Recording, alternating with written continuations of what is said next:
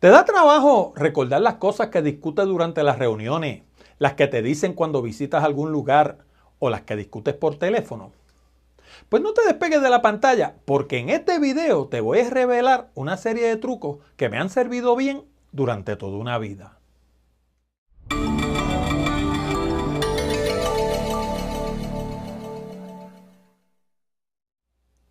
Hola, te habla Orlando Mergal.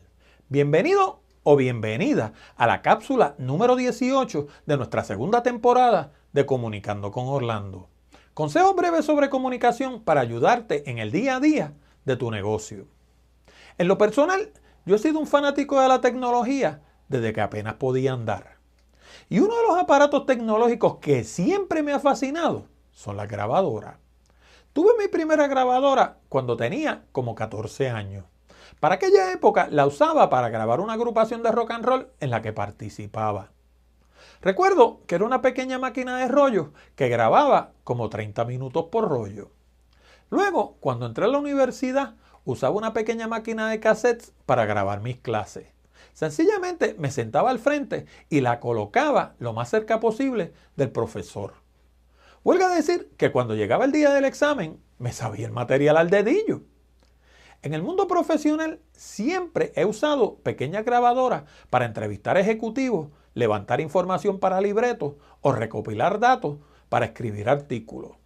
Inclusive, cuando estudié la maestría y cuando obtuve la licencia de corredor de bienes raíces, preparaba bosquejos del material, lo leía en altavoz frente a una grabadora y luego escuchaba constantemente las grabaciones. Obviamente, cuando llegaba el día del examen, me sabía el material al revés y al derecho. Ahora, todo lo que te he contado hasta el momento es algo que lo pudiera haber hecho cualquier persona, pero lo que te voy a contar ahora probablemente no se te haya ocurrido. En la mayoría de los países está prohibido grabar las llamadas telefónicas, pero claro, lo que está prohibido en realidad es usarlas frente a terceros. En otras palabras, si las grabas para que otras personas las oigan o para sacarle partido económico sin que la otra persona esté advertida, generalmente es un delito. Pero ¿quién puede evitar que las grabes para tu beneficio?